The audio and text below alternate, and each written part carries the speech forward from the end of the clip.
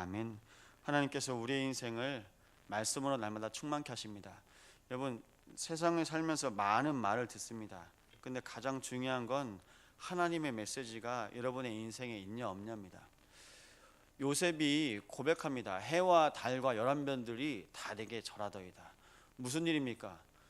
내 인생 실은 모르거든요. 여러분, 오늘도 태풍이 계속 올라오고 있다고 얘기하는데 그날 길이 바뀌어요. 사람도 몰라요. 오직 그 길을 하나님이 아시는데요, 하나님이 사람에게 정하신 것이 있습니다. 언약으로 그 모든 사람을 정하셨습니다. 요셉이 그냥 말하고 싶은 게 아니라 너무 선명하게 하나님의 언약이 그 인생에 담겨진 겁니다. 그러니까 부모한테도 얘기하고요, 그리고 형제들한테도 얘기합니다.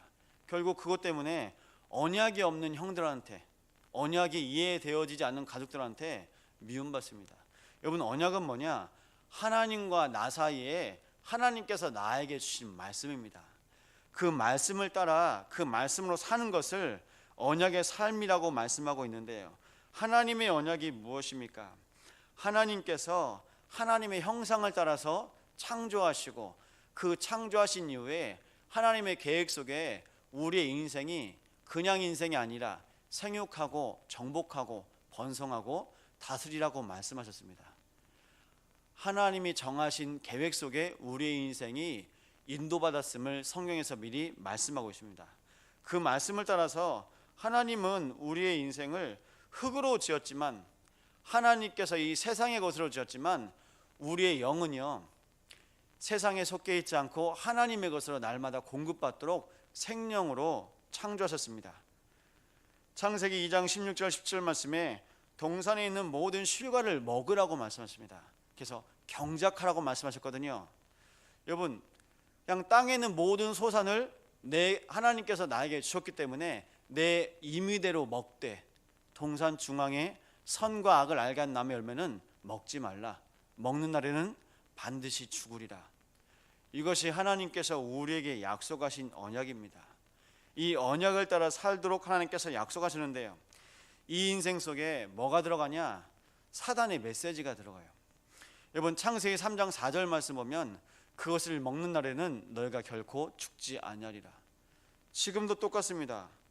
예수님 앞에 나타난 사단이 마태복음 4장에 뭐라고 말씀하고 있냐면, 네가 필요한 것이 40일 동안 금식하고 굶주렸기 때문에 이 돌을 빵이 되게 하라고, 하나님의 아들이기 때문에 명령할 수 있지 않냐?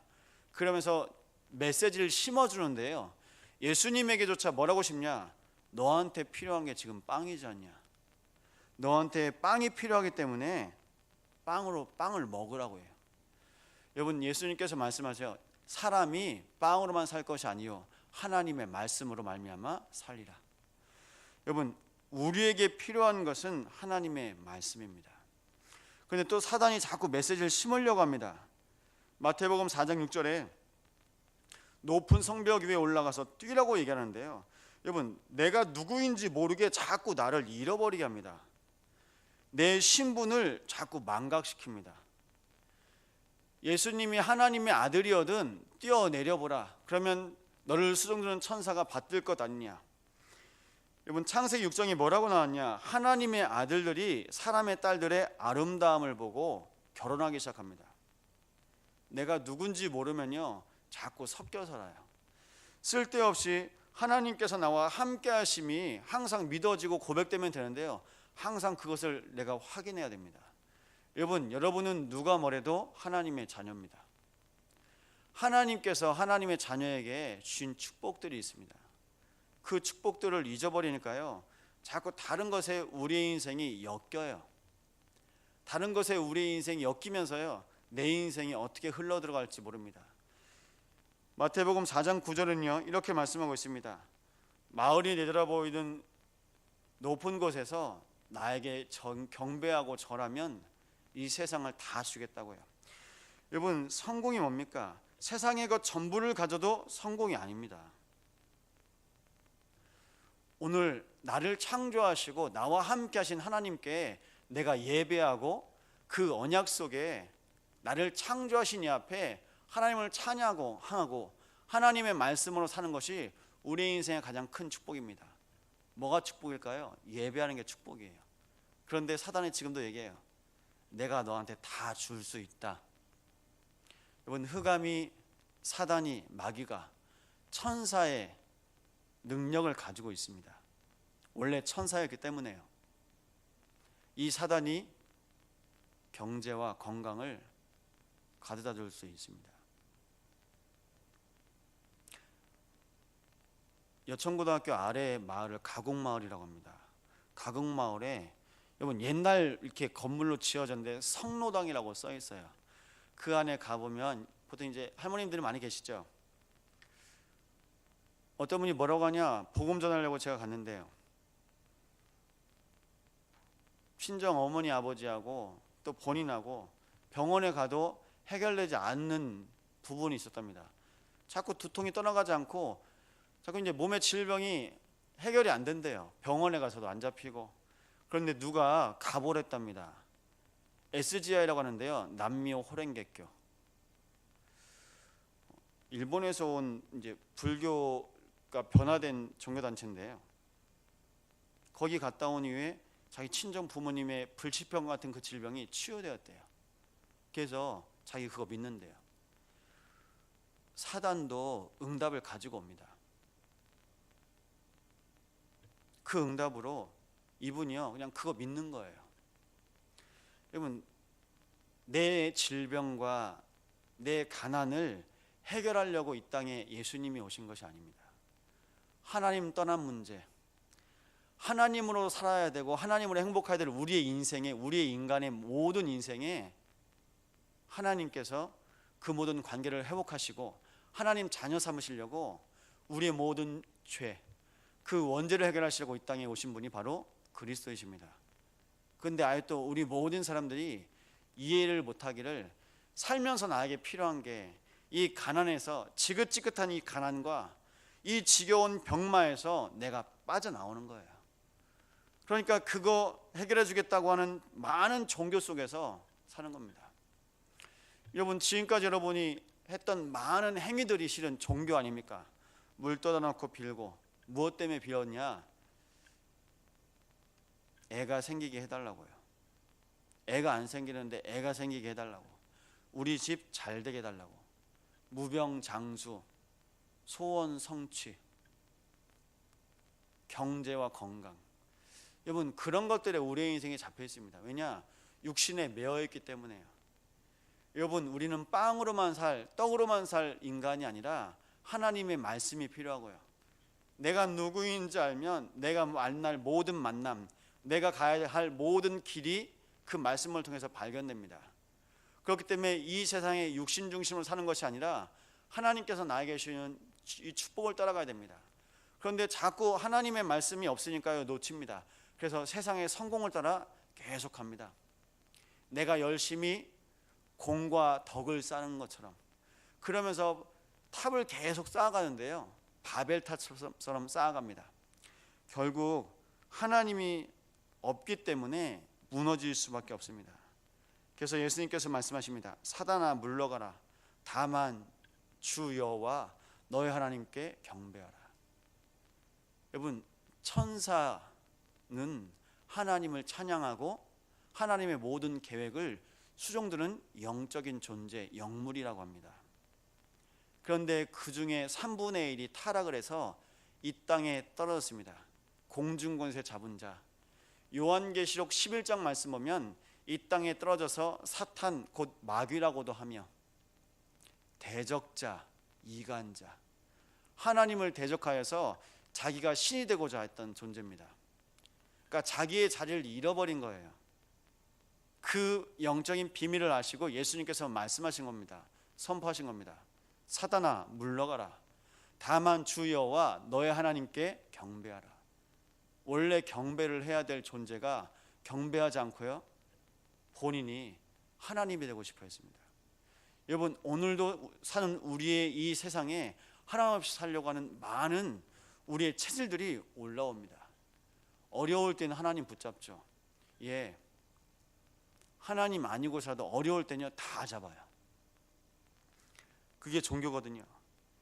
사단의 모든 언약 속에서 하나님께서 뭐라고 말씀하시냐?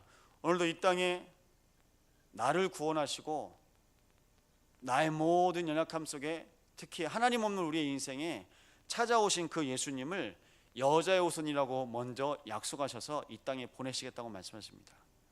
그러시면서 하신 약속, 여자의 후손이 뱀의 머리를 상하게 할 것이요. 뱀의 머리를 상하게 하실 그 여자의 후손이 누구시냐? 요한일서 3장 8절에 나와 있습니다. 마귀는 처음부터 범죄함이라 하나님의 아들이 나타나신 것은 마귀의 일을 멸하심이라. 이 땅에 오신 그 예수님이 참된 왕으로 그리고 참된 제사장으로 죄와 사망의 법에서 성령의 생명의 법으로 옮겼느니라. 우리 인생의 모든 길 앞에 예수님께서 하나님 만나는 길이 되신 참 선지자로 오셨습니다. 내가 곧 길이요 진리요 생명이니 나로 말미암지 않고는 아버지께로 올 자가 없느니라. 여러분 기억하시기 바랍니다. 하나님께서는 여러분에게 약속하셨습니다. 그리스도를. 그래서 예수님이 오시면서 그리스도의 일을 행하시겠다고 약속하셨습니다. 그 약속을 따라 오늘도 성령께서 여러분에게 말씀하십니다. 오직 성령이 너에게 임하시면, 여러분 땅끝까지 증인되는 그 축복 가운데 인도받으시기 바랍니다. 여러분 땅끝이 어디입니까? 땅끝이 해남입니까? 아니요. 땅끝이 우리 인생의 우리의 가문이 땅끝입니다. 그리스도가 필요한 현장, 그 현장이 바로 땅끝입니다. 나의 가문, 내가 살고 있는 곳, 나의 후대의 현장, 그리고 선교의 현장, 전도의 현장, 여러분의 직장, 그것이 땅끝임을 날마다 확인하시기 바랍니다. 여러분은 하나님께서는 그 모든 현장에서 증인되기를 원하십니다. 그래서 하나님이 살아계시며 그리스도가 주인된 성령의 증인으로 날마다 충만하시기 바랍니다. 이 언약 속에 하나님께서는 로마서 8장 16절 말씀에 성령께서 여러분의 인생 속에 하나님의 자녀임을 날마다 증언하십니다.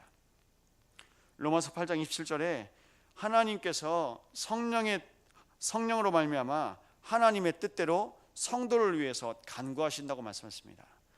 여러분 하나님의 계획이 어떻게 임할까요? 하나님의 말씀을 따라서요. 그래서 오늘도 마음에 간구하시기 바랍니다. 하나님, 나의 영을 열어서 내 영을 살리신 그리스도로 말미암아 말씀이 들려지고 그 말씀이 믿어지며 그 말씀을 따라갈 수 있게 달라고 기도하셔야 되겠습니다. 이 말씀 속에 내 인생이 있습니다. 하나님의 오늘 주신 그 말씀을 따라서 여러분의 길이 보여지고 그 언약 붙잡고 승리하시기 바랍니다. 시편 119편 105절에 이렇게 말씀하고 있습니다. 주의 말씀은 내 발의 등이요 내 길의 빛이니이다. 한 발짝 한 발짝 내딛기 힘든 지뢰밭 같은 인생 앞에 하나님께서 우리의 인생, 갈팡질팡하고 두렵고 떨리는 우리의 인생 앞에 하나님께서 약속하셨습니다. 어떻게 약속하셨냐? 하나님의 말씀을 따라갈 수 있도록요. 광야에서는요 불기둥 구름기둥으로. 여러분 성령께서 말씀하십니다. 오늘도 여러분의 인생은 혼자가 아니라고 말씀하십니다.